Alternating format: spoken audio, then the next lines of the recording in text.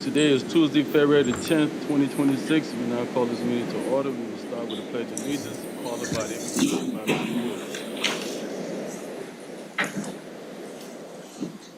Pledge allegiance to the flag of the United States of America and to the republic for which it stands, one nation, under God, indivisible, with liberty and justice for all. You'll join me in prayer, please. I just want to say thank you, dear God. Thank you for the fact that we live in a great community.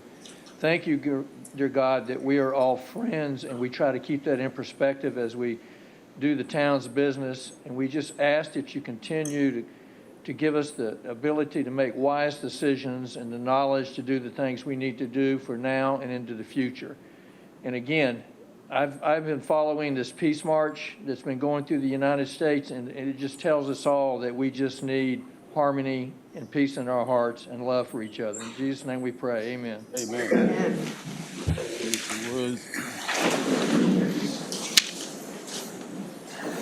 We have adoption of 2 minutes.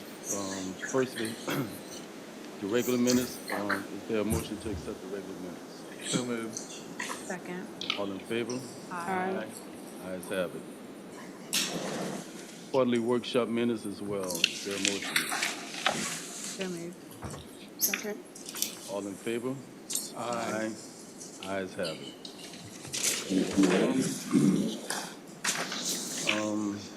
Now we will have a presentation and celebration and recognition. Student of the month, Jason Holmes. When you come down, please, and all the family members and teachers, all supporting cast. Jackson, I'm sorry, Jackson.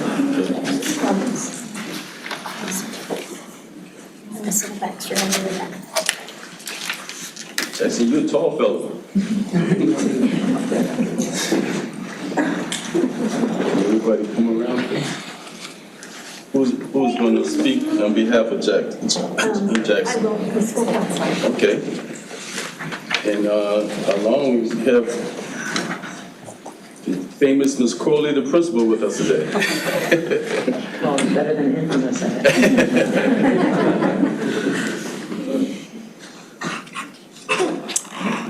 All right, Jackson, I am so honored to just share with you not only some words from your fifth grade teacher, or your fourth grade teaching team, but also from your fourth grade classmates.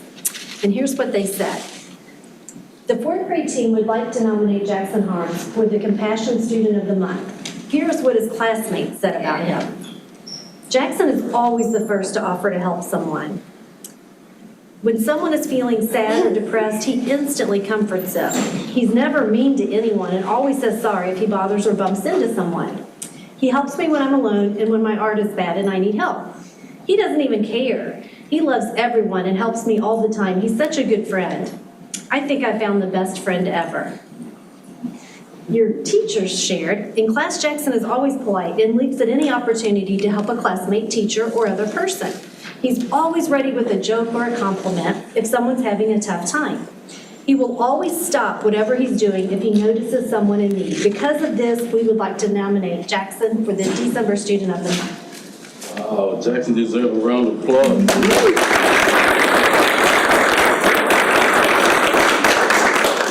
Keep up the good work, and that'll take you a long way in life, I promise you, okay?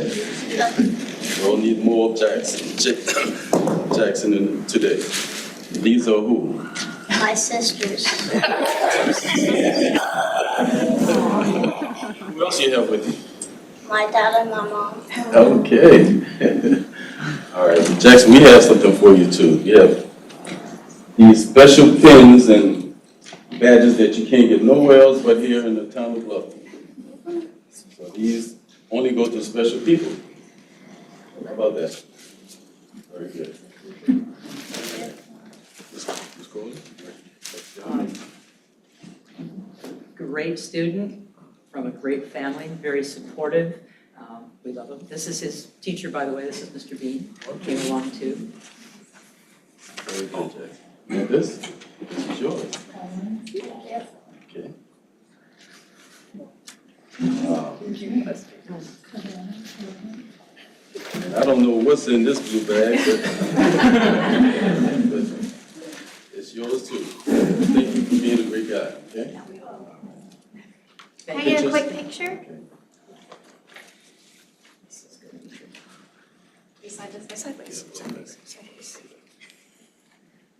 All right, ready? 1, 2, 3. All right, I got it. Thank you. Thank you.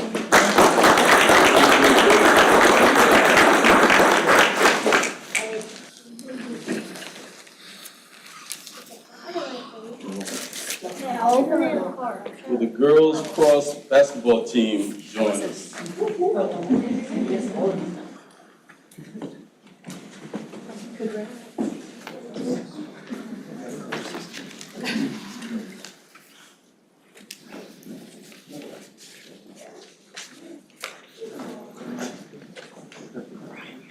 I want all the short girls by me.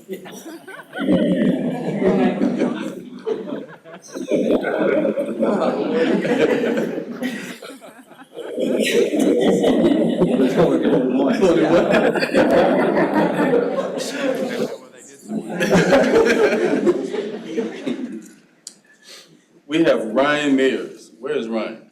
Ryan, you can stand by me, I'm sorry. Ryan, one of your favorite fans is Larry Toomer. He couldn't be here tonight, but he wants you to know how much he loves you. He is with his wife who is having surgery as we speak, okay? But he really do think a lot of you. What do you want to tell him? You don't have to say it. Ryan is a 2-time All-Region player, All-State as a junior, and the SCISA Division II State Basketball Player of the Year. As a junior, she scored 1,000 points in January the 15th. Let's give her a big round.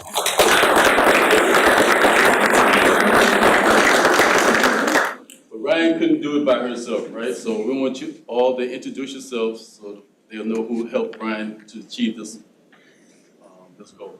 I'm Christine Foskey, Coach Foskey. I'm Coach Jill Bernori. Oh, I'm Velaki Live. I'm Savannah Hollings. I'm Sydney Hollings. I'm Caroline Weed. I'm Charlotte Moore. I'm a Karen.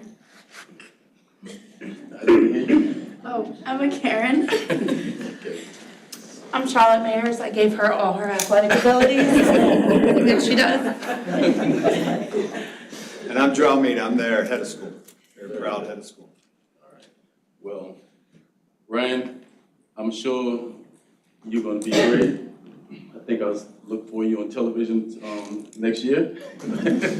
So continue to do good and let these girls know how much you appreciate them for helping you get there, right? Very good. Thank you all. Thank you.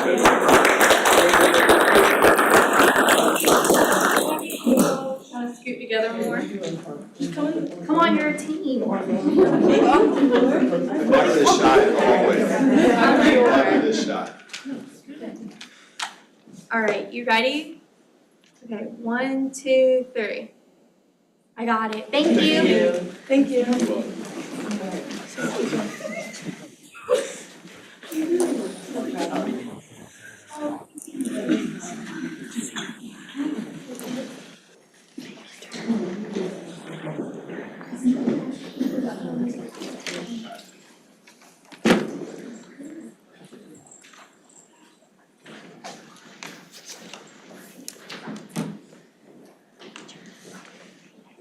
Now we have public comments, and first We have wait a minute. introductions.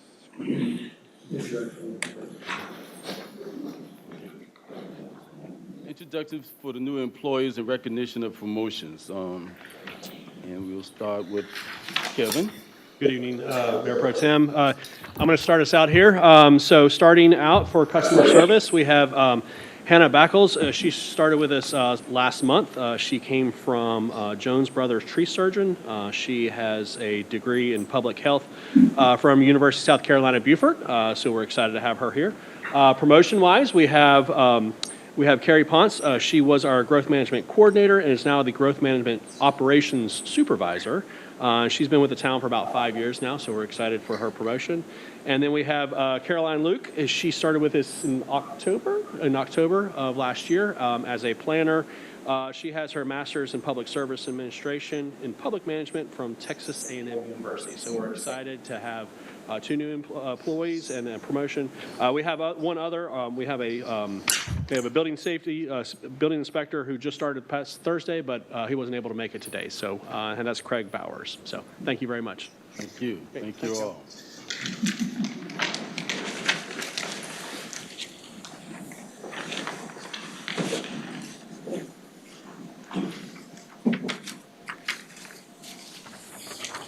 Good evening, Council. I'm happy to introduce Evan Welsh. Evan serves as our Innovation Manager at the Don Ryan Center, where he leads our startup and growth programs. He has more than 20 years of experience spanning business development, mentorship, sales, communication, and organizational transformation. Evan actually started with the Don Ryan Center as a mentor, assisting several businesses before actually joining us as the Innovation Manager. Before joining the Don Ryan Center, Evan led Cisco's Global Talent Excellence Team, supporting sales professionals around the world. Prior to Cisco, Evan served over a decade at SAP in global leadership roles. Evan also has significant experience running family-run businesses and supporting both his grown children and their entrepreneurship endeavors. Originally from Switzerland, Evan has lived and worked across Europe and the U.S., holds a degree in international politics from Penn State, and is currently also teaching interpersonal communications at USCB. We're very happy to have him. Thank you.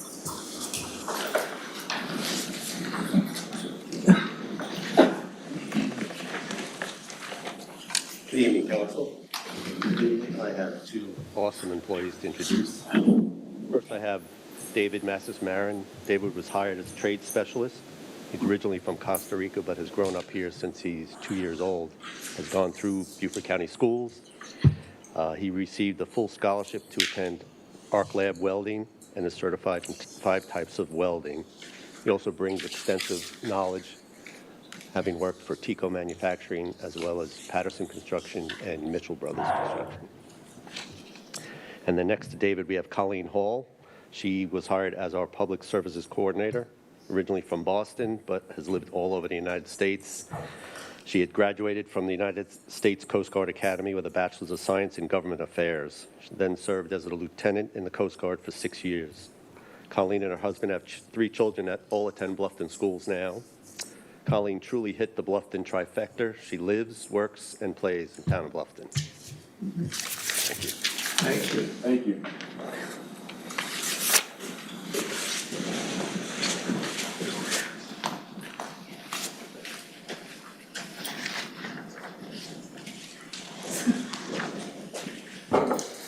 Okay, so we have some familiar faces and a new face. First, Vicky Small. She's been with the town for about 8 years. She started as the growth management coordinator and then grew into affordable housing manager, and now to really focus on affordable housing as a strategic initiative and respond to those needs. She has been promoted to the Affordable Housing Director, and she will be reporting directly to the executive department, so to push forward those initiatives. So, thank you. That's my department. That's your department.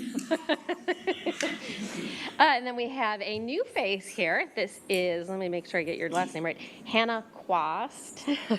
She is a stormwater technician. She will be reporting to Beth Lewis in her new role that I will introduce. And she comes to us with prior employment with hydraulic technician and data analysis with the USDA Forest Service. And she has 2 master's degrees, one in science and environmental sustainability studies, and one in public administration from the College of Charleston. And then here's some more familiar faces. We have Andrea Moreno. She was promoted from the MS4 program manager to the watershed management division manager, so she will take on all of those functions and responsibilities. And she's been with the town almost 11 years. So, thank you. And then Beth, Beth Lewis, she is promoted from the Water Quality Program Manager to the Watershed Resilience Manager. So to push forward those initiatives that council has identified to move forward. And she has been with the town almost 13 years. Welcome, thank you.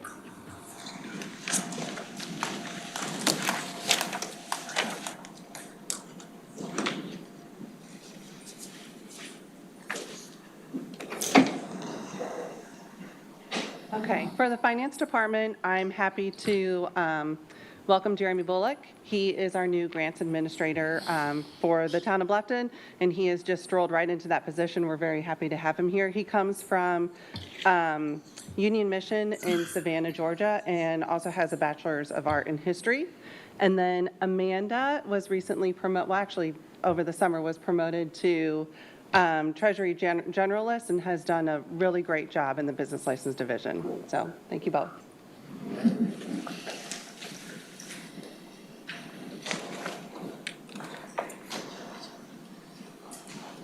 Right, good evening, Council. Today I have an introduction, a promotion.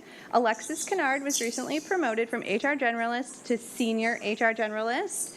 We appreciate all the hard work that Alexis has done for the HR department, including our new and improved intern program. So we're really excited about all the interns that we have here at the town. She has been with the town since 2023, so going on 3 years now, and she is a Bluffton native.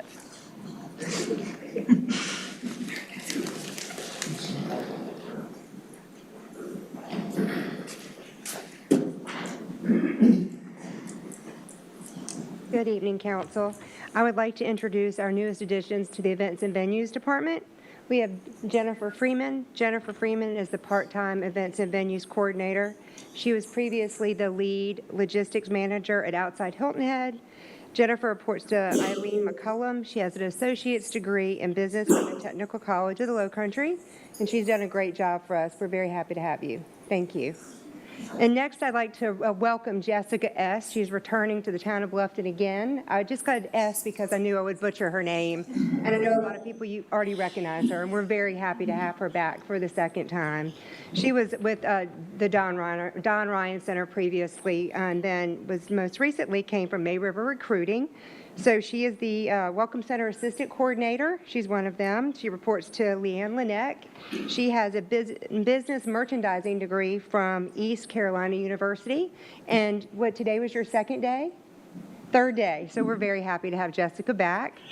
And then we have David Berver. David Berver was promoted from Garvin Garvey House Docent to Welcome Center Assistant Coordinator. And that transition happened back in October, I believe. And then Eileen McCullum, who is not with us tonight, she's not feeling well, was promoted from the part-time video events and coordinator to the assistant events and venues manager. And she took that position in July, and she's been with the town for about 3 years. So we have a great team, and we're happy to have them with us. Thank you. Thank you.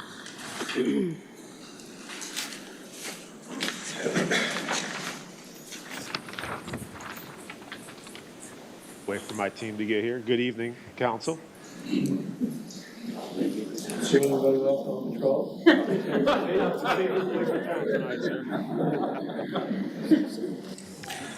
So good evening. Introduction to two new officers. First, start off with Officer William Carter. Carter was a retired Sergeant Major in the United States Marine Corps. He was also Community Director at Hump Military Communities in Beaufort, South Carolina. He has a bachelor's in business management from Excelsior University. Also, Alejandro Sandoval. He is a community service officer, or previously was a community service officer with the city of Santa Monica. He has an associate's in criminal justice from Los Angeles Pierce College. And as we move on to promotions, I'm proud to announce that both Carter and Sandoval have completed their training, and they will be promoted to officer effective tomorrow. Carter will be reporting as school resource officer to Red Cedar Elementary School, and Sandoval you'll see working the road. So congratulations to both of them. Other promotions, we have Mr. Chris Cash, promoted from police recruit to police officer back in July of this past year. He's been with the town since 2024. Matthew Collins, promoted from police recruit to police officer in August of this past year. He's been with the town since 2024 as well. We also have William Farrelly, promoted from police lieutenant to police captain. He will be responsible for the support division, and he has been here working for the town and serving the town since 2007, so 19 years. We have Ryan Fazekas, promoted from police lieutenant to police captain, and he will oversee the professional standards unit. He has been with the town since 2017, so serving the town for 8 years. We have Helen Burke, promoted from police captain to deputy chief. She is my savior at times and also a pain in the butt at times, but I'm just kidding. She's fantastic. She's been with the town since 2021, serving the town for almost 5 years. We also have Anthony Polo, promoted from police recruit to police officer. He's been with the town since 2025 for 1 year. And we also have Smalley, who promoted from police recruit to police officer. He's been with the town since 2025, almost 1 year as well. Thank you. Thank you.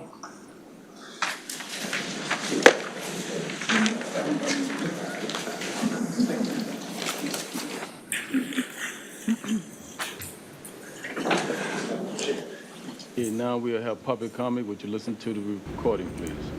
During public comment, each speaker is limited to a total of 3 minutes per meeting, regardless of whether the person is speaking on their own behalf or as an agent for others.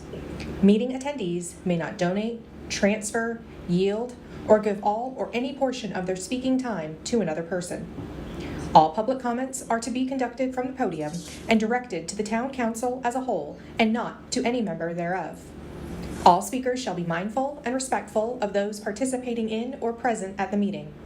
Speakers shall be expected to be civil in their language and shall refrain from comment or behavior that involves disorderly speech or action, name-calling, personal attacks, threats, obscene or indecent remarks, and/or disruptive actions. All speakers shall confine their comments to issues under the jurisdiction of the town council. Speakers shall not use the public comment period to promote or advertise awards, businesses, services, goods, or candidates for public office. Any speaker that violates these rules and protocols for public comment may be ruled out of order by the presiding officer. Any person whose comments have been ruled out of order shall immediately cease and desist from further improper comments. The refusal of an individual to desist from further improper comments may subject the individual to removal from the meeting and/or a citation under Section 2-49 of the Town Code. Thank you. Next, we'll have Mr. Lewis Brown. State your name and address for the public.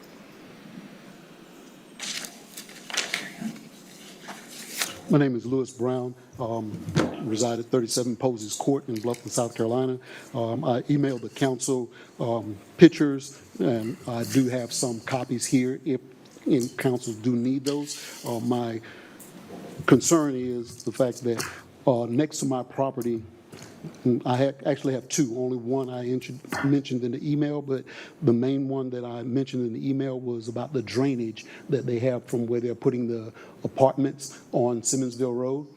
Presently, well, not presently, but they have been pumping the water from where they're putting a pond over onto the property adjacent to it, which happens to be my property plus my neighbor's property, and it's flooding my area, and that's what you can see depicted in the pictures. They have stopped pumping, and they said that they put I think they called it a skimmer, of fabric skimmer, or what have you. I don't know exactly what that is, but anyway, it helps control the water levels on their side. But my concern is that I want to make sure that once they are finished and they have moved on, I don't want that problem to come back on me with them taking water off of their property, putting it on my property. Okay. I did ask when I talked to Mr. Wagner, who is the general contractor supervisor on their property. He did stop the water, and he said he talked to his engineers and stuff like that. I spoke with Ms. Lewis and Mr. Cease a little bit right before the meeting, and they did address the issue. I don't know if they talked with him or not, but they said they are addressing the issue. Like I said, my biggest concern is I want to make sure that it's not a continuous problem and it's just a temporary fix at this time. Okay? And then also, I would like to ask the council, if you could, please make sure that whenever somebody applies for any type of permit that actually moves water from one side to the other, please make sure that it goes away and not just become somebody else's problem. And the last thing I'd like to ask is, on the property that the town is doing, that they're putting the houses at, one of my property corners was moved when they did it, and it has not been put back. So I would like to know when that property corner will be put back. Thank you. Thank you, sir. Mr. Keith, you're going to handle that, right? Sir. All right. Mr. Brown, we're sorry for your inconvenience, but we'll make sure we take care of it. Thank you. Oh, boy. Now we have comments from the council, mayor and council. We'll start with Ms. Frazier. I don't have any comments. Let the record show that she...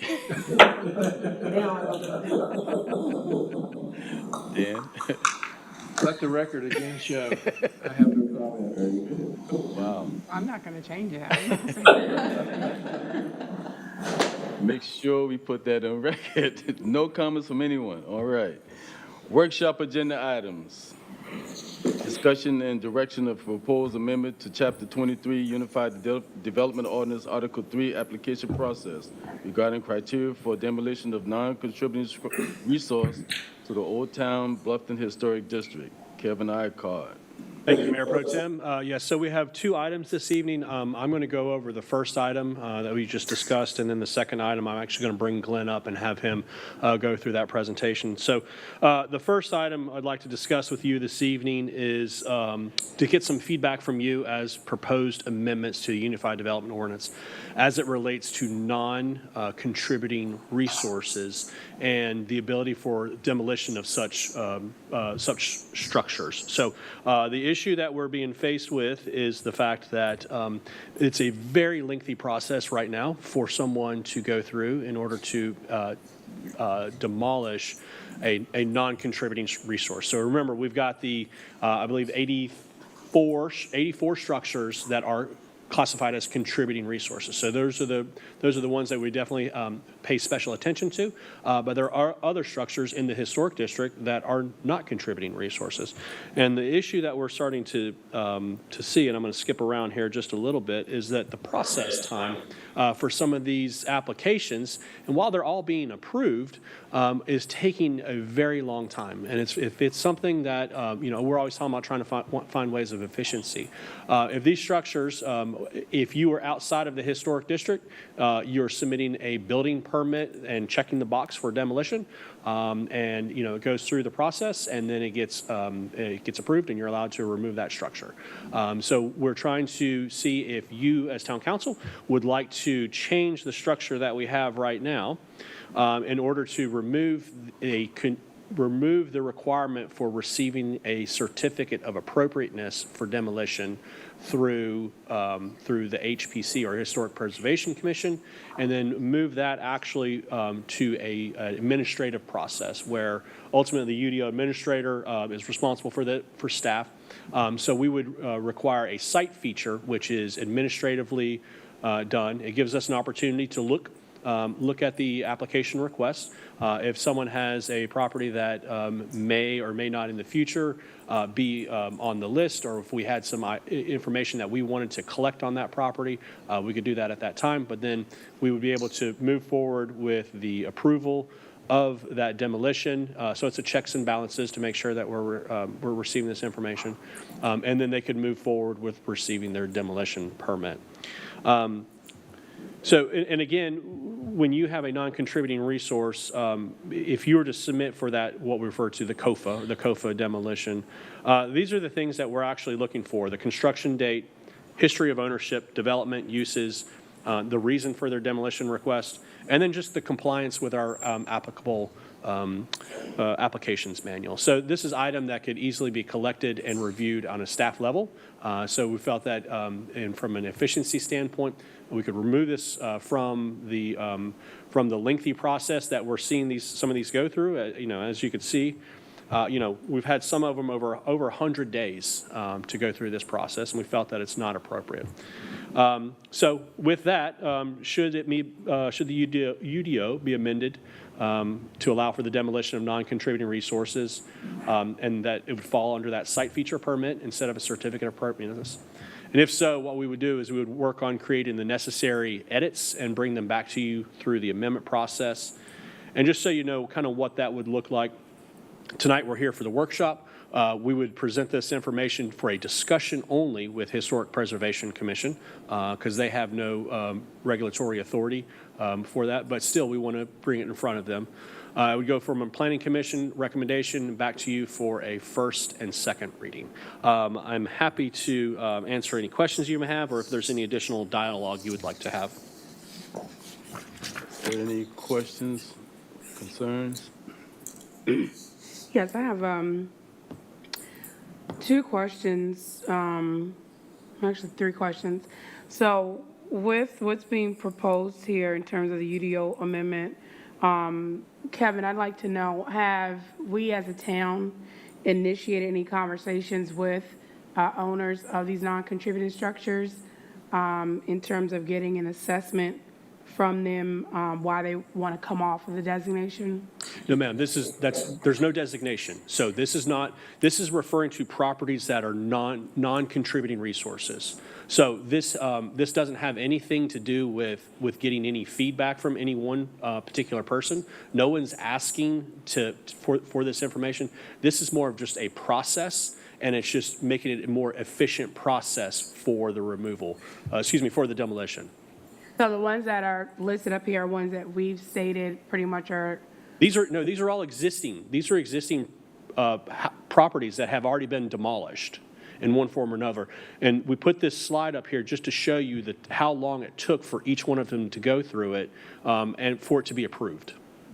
And with these particular properties, as I'm trying to get understanding, were they already? They were all non-contributing. Non-contributing? Yeah, they were all non-contributing properties, so just normal houses.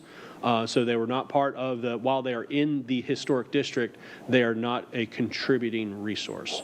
And only went through the process because they are in the historic district and Correct. Couldn't do a demolition on their own. Yeah. And it was just taking a lot of time for something that just wasn't necessary.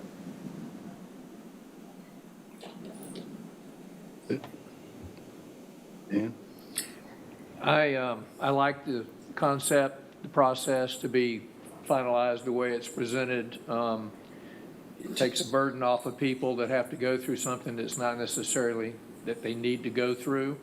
It makes it easier for staff. You still have the site visit built into it, which allows staff to review what's going on in the historic district. In the event something is credible that it may need to be reviewed and brought back to council at some point. So I like it. I think it's good, and hopefully this council will as well. Thank you. I agree with Councilman Woods. I think it is more efficient, streamlined process, which helps our residents. It helps staff a lot to alleviate some of the pressure off of you. And it seems like everybody that applies for it gets it anyway. So we're basically just treating these as if they weren't in the historic district, which is a few day approval. So I think it's a great idea. I appreciate y'all thinking about this, and I'd like to see it move forward. Thank you. This is good housekeeping, staff, so we all in agreement. Great. Very good. Thank you very much. And now I'm going to have Glenn come up for the second item.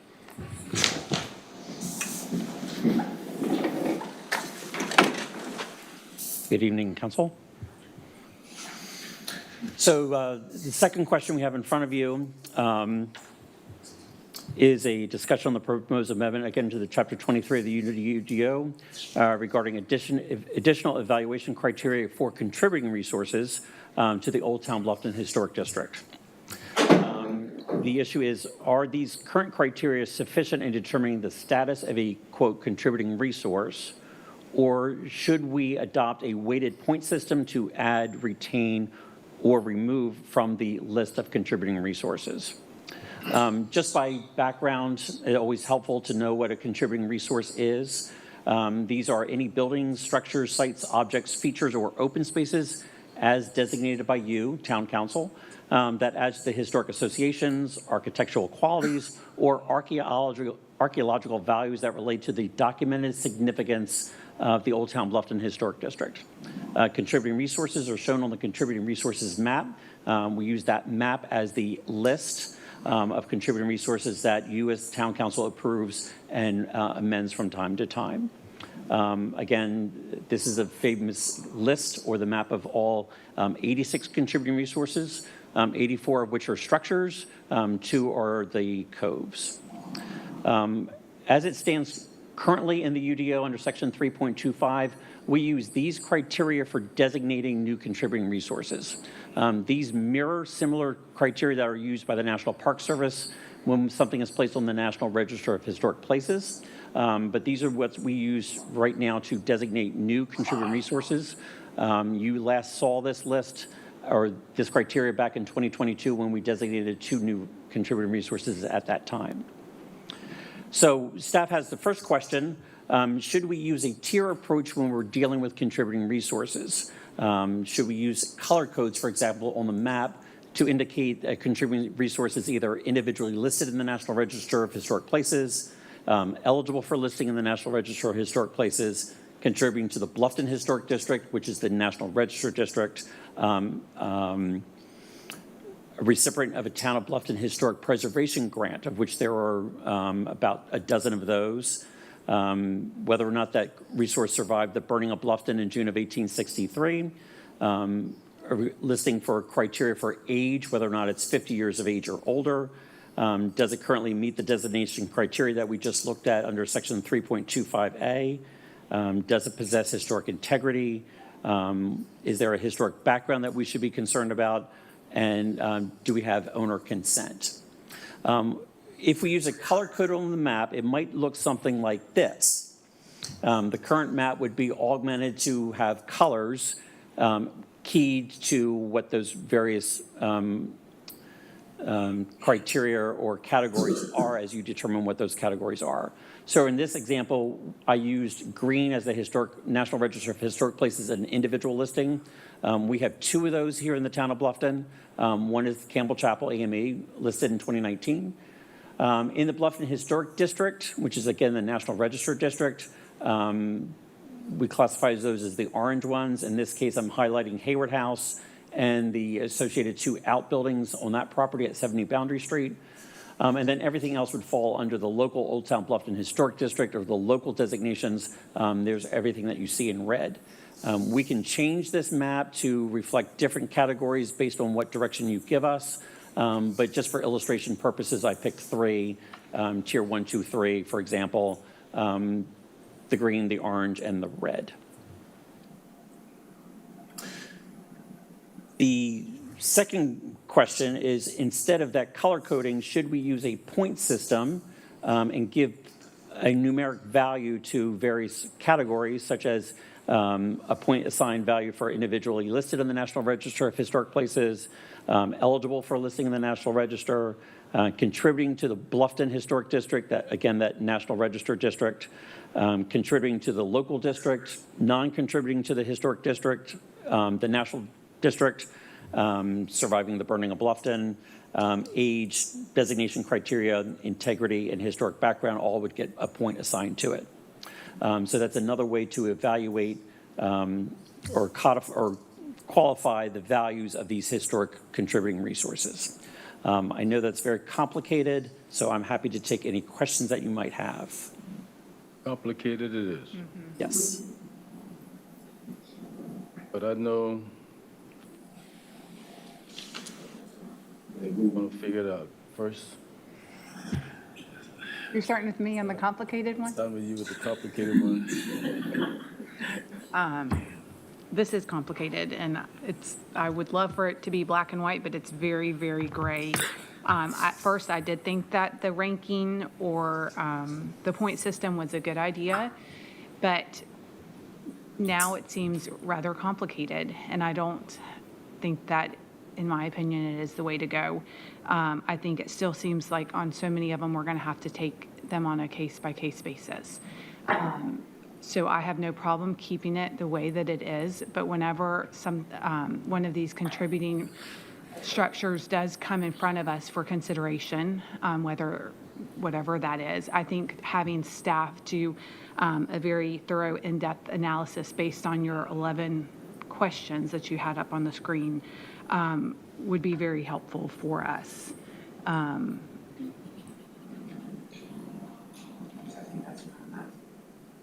Okay. Thank you. So I guess for years, most people have heard me on this topic suggest a point system, a tier system, and I've been very vocal about that. And this morning I met with staff, and I have a different view on the whole topic now because it is complicated. And I think when you just went through it, you highlighted the fact that it gets complicated.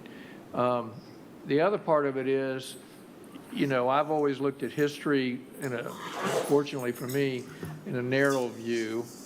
Like I look at the burning of Bluffton and, the Church of the Cross or AME or the Allen Lockwood House or Seven Oaks, and it goes way beyond that, obviously, and that's what the 84 items in the historic district show.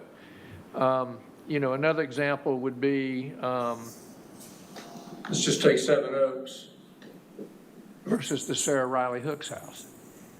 Well, what I've come to learn, going through all of this process, sitting at the table, there are people sitting at this table that Sarah Riley Hooks house was extremely important to in the history to be maintained. So I've backed away from the point system, and I'm like, Ms. Burden, I think it's, I don't want to make it more complicated than it already is. And I think, again, what I heard was we're going to be proactive and maybe looking for those that may be in neglect that's in the historic district. I think what I heard this morning, staff's going to try to identify some of those locations. Is that correct? Mm-hmm. So I think that will help council because, it has been hard for us as a council the years that, that this has been going on. And, each one is unique and each one is controversial. And, so I'm anxious to see us move forward, and hopefully it won't be as painful, but they are. But I do believe that the point system might muddy the water and make it more painful.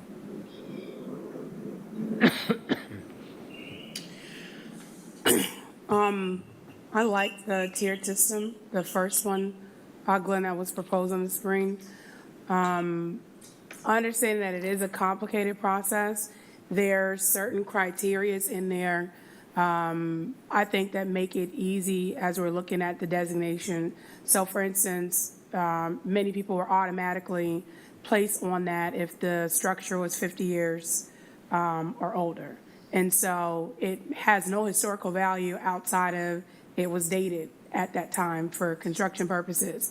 So I think looking at a structure with just that criteria to be on the list to be eligible, opposed to a structure that existed during the burning of Bluffton, should not be weighted the same way.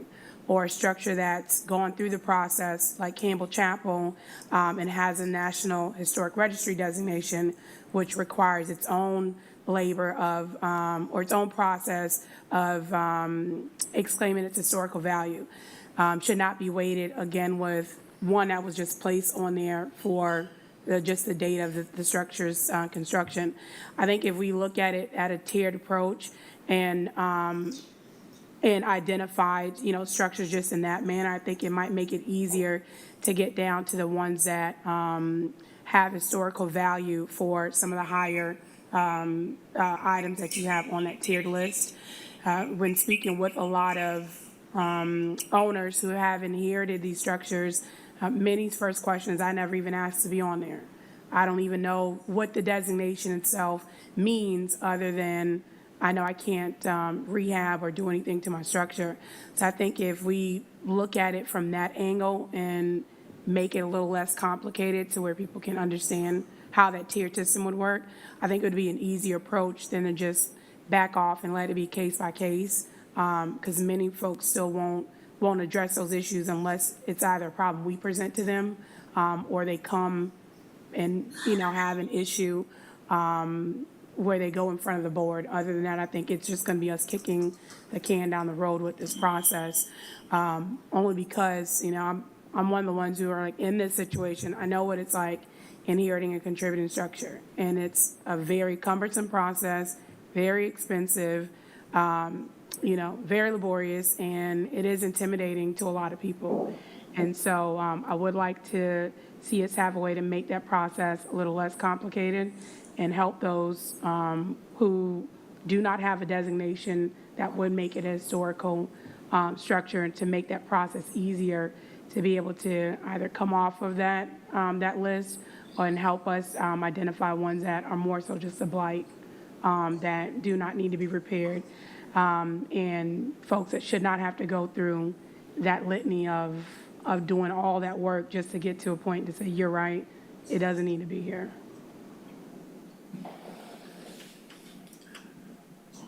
Steph, I know you guys spent a lot of time on this, but from what I'm hearing, it seems like we're still not ready to make a decision. It seems like we still think we have to go back and work this some more to get a consensus. One of the concerns that I've always had was the hardship that we might pose on a property owner when it's our decision to label it as a contributing structure, without conversing with the property owners and explaining to them how much value they have, or in explaining to them how much investment they may put themselves in if they say yes. There were a time when we said we were going to have some funding that could assist when we decide that we want to, I guess, draw a line in the sand. But I've also realized that that funding still is just a drop in the bucket. Right. So I think I'm hearing all the council saying we need some more work. Am I right? That's not what I was saying. That's not? I was saying I like the first tiered approach that Glenn presented. First tier approach, okay. I think Dan was saying he wanted to see definitely some more work on the process. Yeah, I'm telling you, we've been battling this for 10 years, and it's probably one of the most complicated topics. And the 6 that we've allowed to be demolished recently or moved or whatever, they're each unique. And, for example, here's one for example. We all agonize over the financial application of trying to salvage these things. We don't want to put a financial burden on somebody. But then again, if we don't have standards in place, we already know there's those out there that will let a building fall down because they're looking at a different financial gain and use for it. They won't maintain the building, they just will outweigh the town and let the building fall down. We've already seen some of that.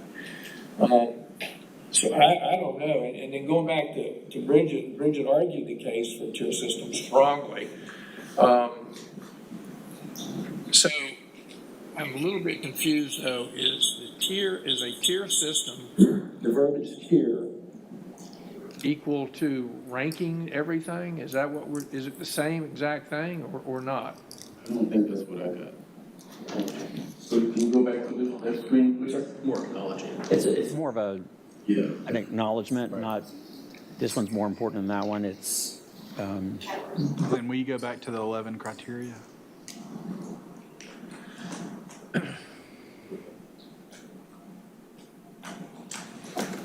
No, let's Maybe go to the map, the color-coded? To the color-coded one. Ah, sorry. Yes. So when you say tiered, you just mean you're recognizing what's on, the two that are on the National Register? Right, so I'm, in this illustration, it's yes. If you're on the National Register, and in this case, I would also add if you're eligible for listing in the National Register, because we have one of those three would actually get a green color code on the map. If you're contributing to the National Register district, which on the map is everything in that orange area, you would just get the orange color as kind of a signifier that you're important because you're on the National Register or you're contributing to the National Register district. Everything else in this scenario would fall into that red category, being you're currently on the list of contributing resources to the Old Town Bluffton Historic District, and that's where you are. Now we can add, other criteria. So if you want everything that's aged 50 years or older get a different color, or things that survive the burning of Bluffton get a different color, we can do that. This is just an illustration of what a 3-tier cataloging system might look like. So this is tiered, and then your list of 11 would be if we wanted you to rank If you want to that, do which something, I don't hear if you want to do anybody something saying. else, And nobody has said that they think that. Well, we always wanted a separate workshop when we can figure out house by house or property by property what's important, and how we could help property owners to be a part of that discussion. I think one of the things, what we can do is, again, we have the list, that's the spreadsheet version of that, and then we can expand on, we talked about some of these items here, and it's almost like creating a matrix with like a check mark.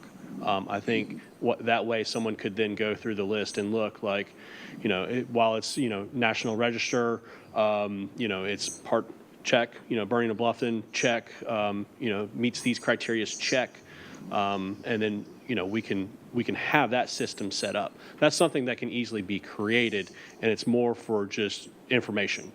So that way it helps to educate people as to what all of them are what they all meet. You might have some that are in the local. A great example is Campbell AME. It is listed on the individually listed in the National Registry, but it's not in the National Historic District. It's actually in the local district. So, so we could actually, we can create that matrix to show that. Our concern is that if you started to create a weighted system, that you're then, in essence, saying, while all of them are equal, this one is more equal than that one. And that's what we're trying to not necessarily create. It's not necessarily needed. I think that they all stand on their own merit.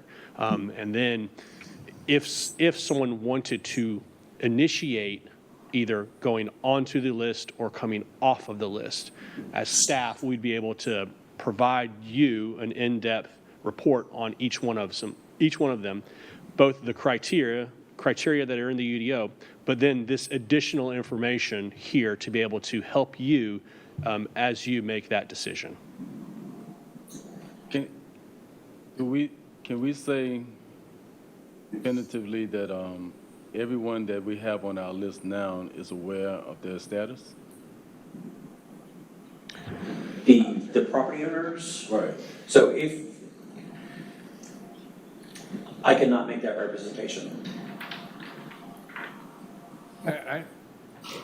We can say that we've sent, when we did the grant program, we did send out information to all owners to say, hey, you have a contributing resource, here is a grant program. So yes, they've been acknowledged in essence now. Did they read that? We don't necessarily know that they read their mail or not, but we have sent out notifications. I think that, to me, is a rabbit hole. You could get out of control very quickly.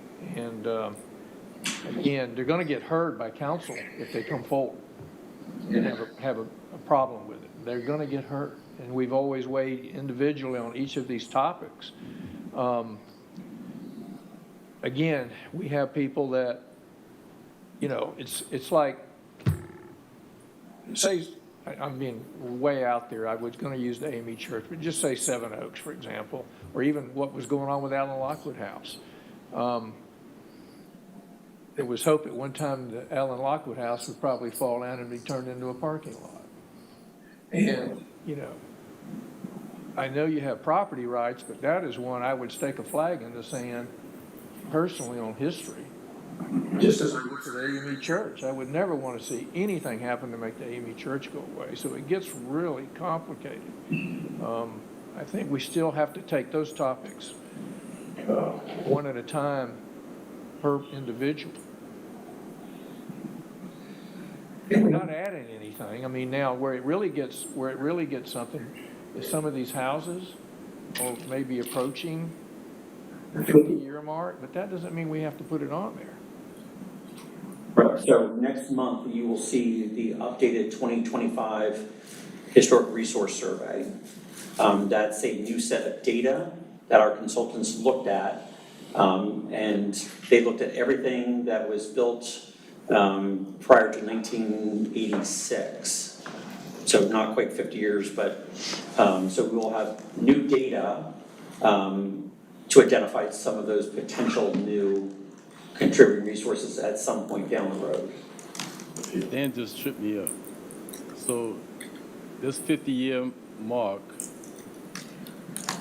didn't stop somewhere. We didn't cut it off, like say 50 year from 10 years ago. So every house that's been 50 year old will automatically be assumed as, okay, good. Right, so the 50-year mark is actually what the National Park Service uses for National Register. Some other jurisdictions in the country use a 30-year mark for landmarking or for designation of contributing resources. We just have adopted 50.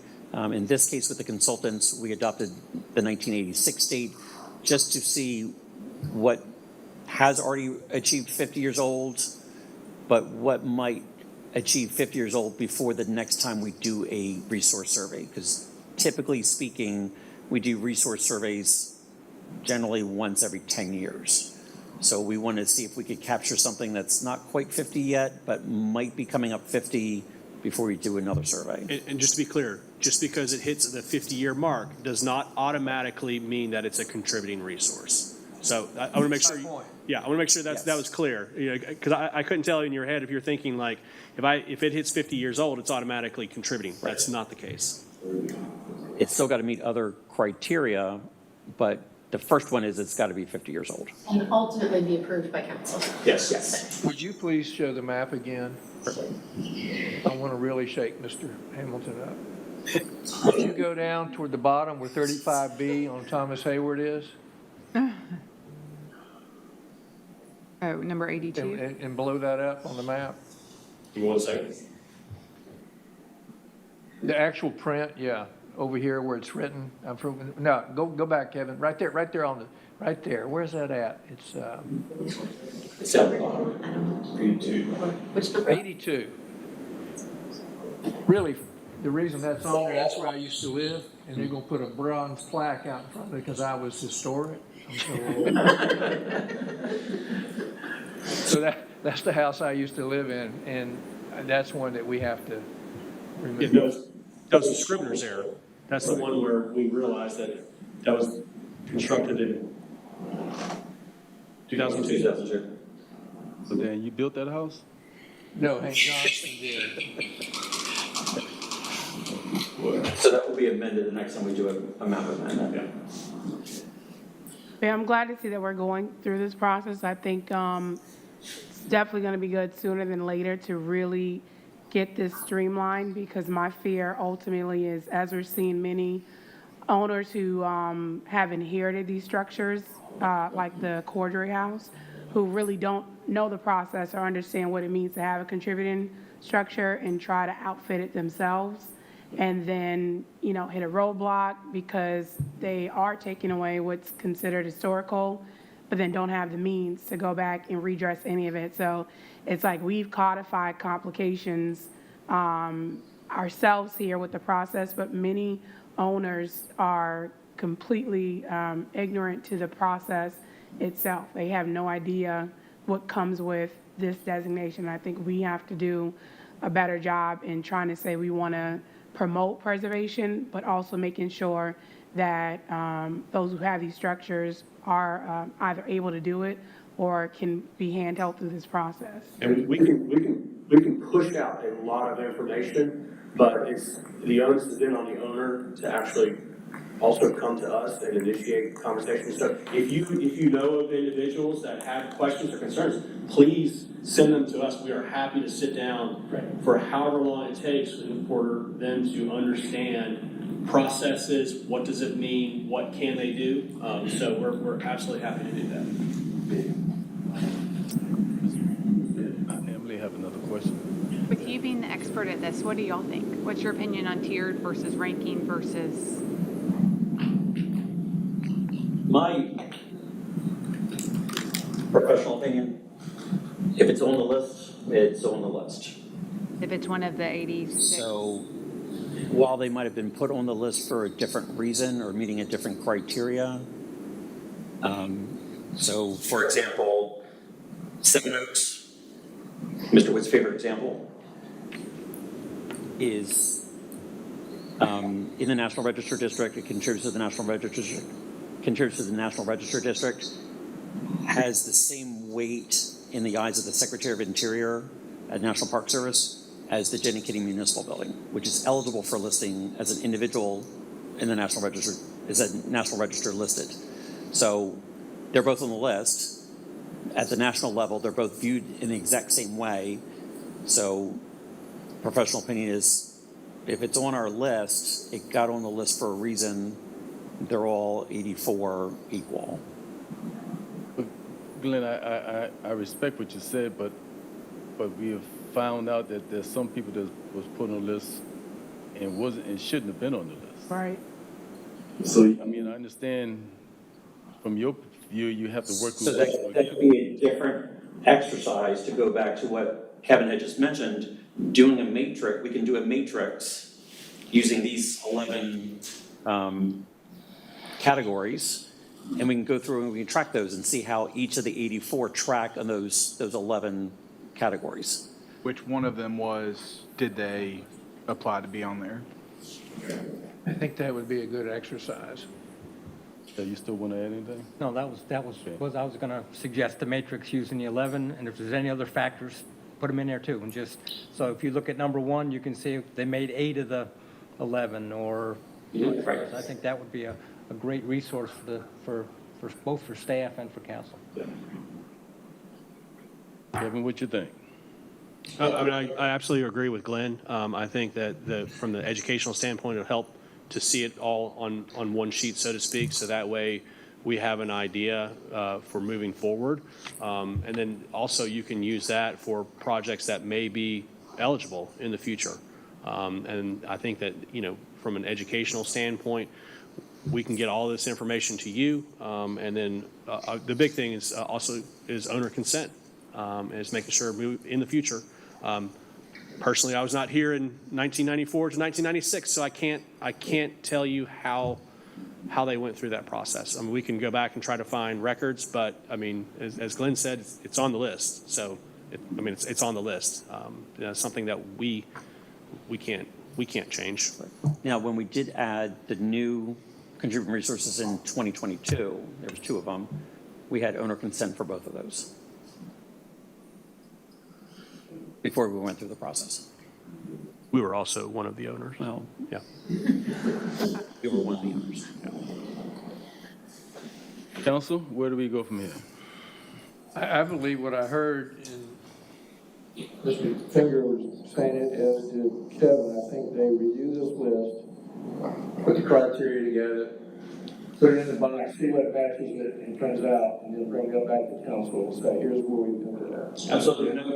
We'll have that as another workshop, give you an opportunity to look through that. And in the meantime, if there's any other items that you would like for us to include into this matrix, please let us know. This is kind of the items that we came up with, and we're happy to. Actually, I believe the Survive the Burning of Bluffton, Councilman Wood, that was the one that you definitely you were hanging your hat on, and we wanted to make sure to include that one. So.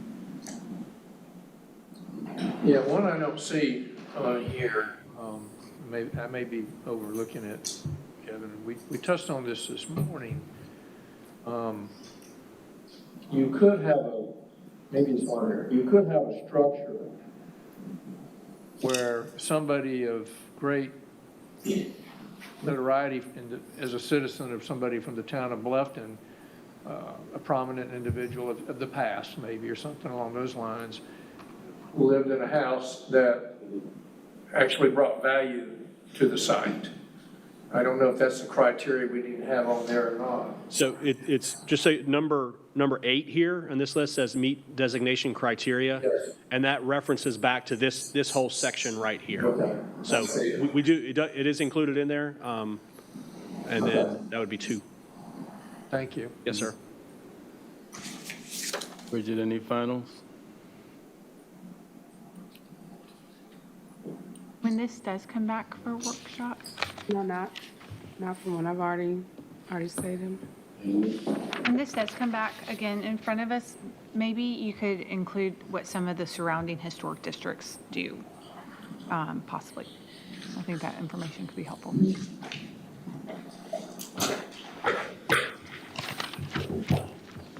Glenn, what do you want from us right now? I think I have my mark. Yeah, we're good. Yes. Okay. Thank you. All right, thank you very much.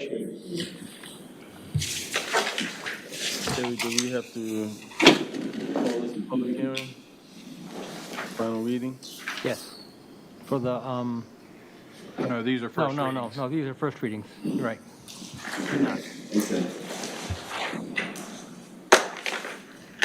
All right. Well, item 9 is not important. There's nothing underneath there. No, sir.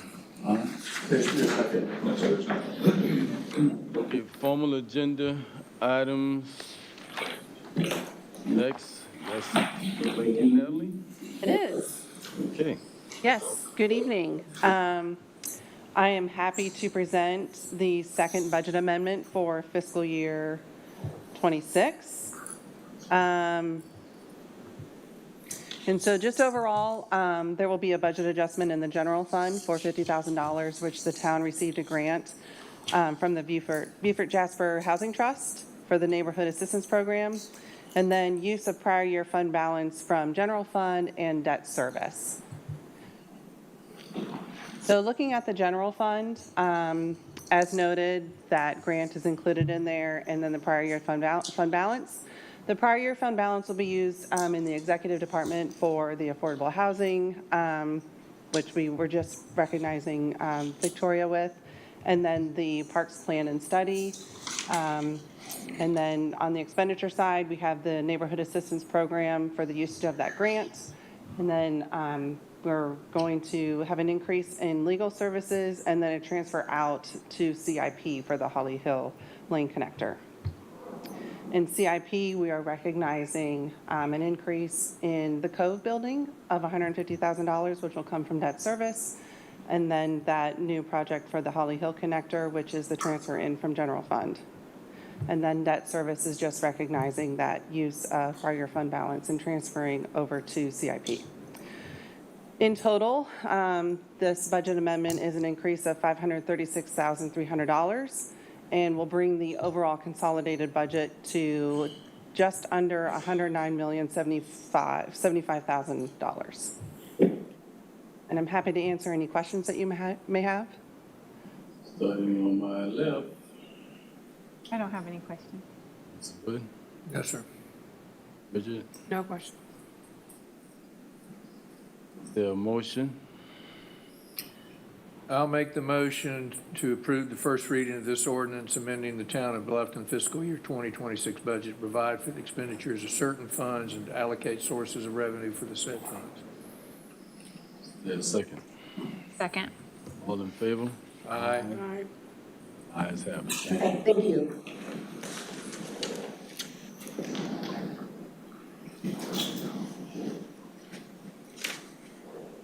We have the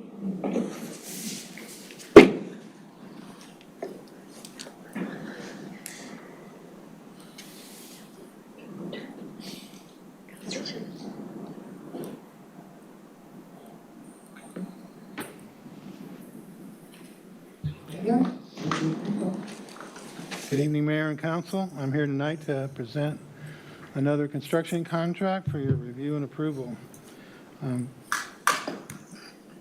As a reminder, you purchased the property in 2021. It became a CIP project in 2022.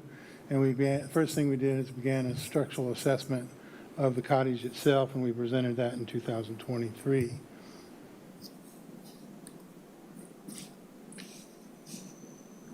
As far as current construction, the cottage is under construction right now. We signed the contract in April and started construction in June 2025, and we expect it to be complete in June 2026. The windows and doors are on, siding's up. We're making good progress, and we expect it to be done on time. This is the master plan that you saw in 2024. The bullet points on the right-hand side of the slide, all seven of the last seven in the list are really the scope of this particular contract. It's a utility and stormwater improvements, the driveway, parking, and pathways, the observation deck overlooking the cove, arbor, trellis swing, site furnishings, area and landscape lighting, interpretive signage, and landscaping and irrigation. So we've combined both site and landscape into this particular contract request. We followed the town's purchasing ordinance. We submitted an RFP, and we received two qualified bids, one with Nick's Construction and one with Gerald Brothers Construction. There was an evaluation team that looked over the proposals, and we selected Nick's Construction as the most qualified, responsible, and offerer with the lowest price to the town. So this request is for town council to authorize the town manager to execute a contract with Nick's Construction for the site and landscape construction of the Sarah Riley Hooks project. The proposed contract amount with Nick's Construction is $573,229. Additionally, we're requesting a 20% contingency to allow for any unforeseen changes that may arise during construction. And then so the total fiscal impact for this construction would be, if we were to use a contingency, would be $687,874.80. And that is within the fiscal year 26 and 27 budget. Next steps, following council approval, staff will submit the contract for signature and initiate a pre-construction meeting. At that pre-construction meeting, we would issue a notice to proceed. We expect the project to commence in March, and it's a 100-day construction period, so we expect it to be completed the end of August. If any questions, I'll be happy to entertain any questions you have or more discussion on this topic. So it's open for questions or discussions. Anyone have any burning thoughts? Sure. No? Is there a motion? I move to approve the motion as read on the screen. I'll second. We're moving properly second. All in favor? Aye. Opposed? Ayes have it. Thank you, sir. Thank you.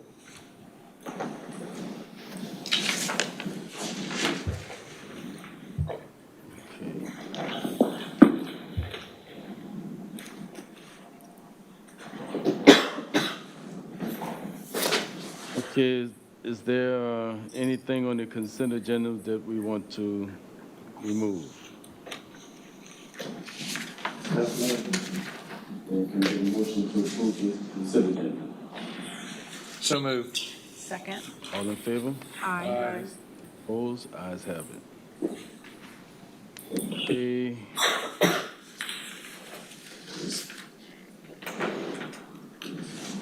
Executive session.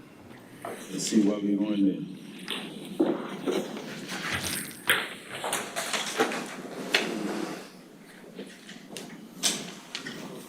Second session to discuss relating to proposed land acquisition in the area within the Buckwalter PUD pursuant to South Carolina Freedom of Information Act 30-4-70A-2.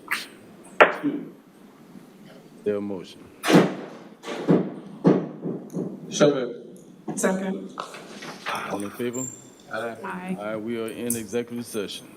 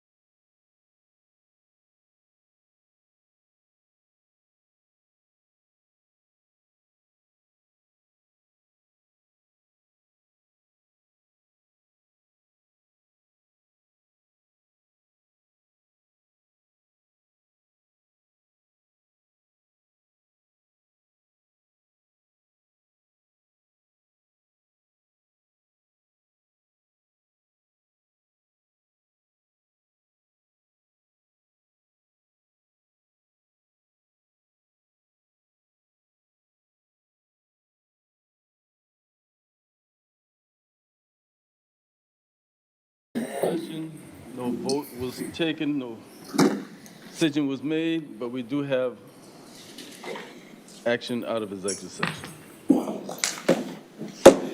I would like to make a motion.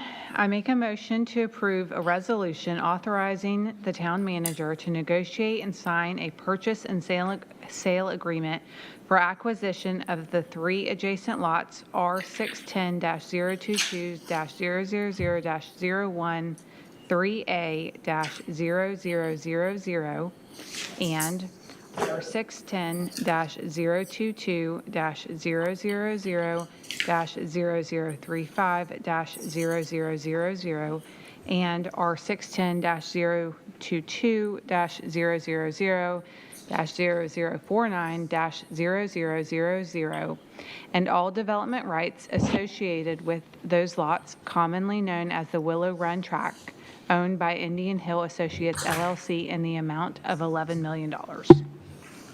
Is there a second? Second. All in favor? Aye.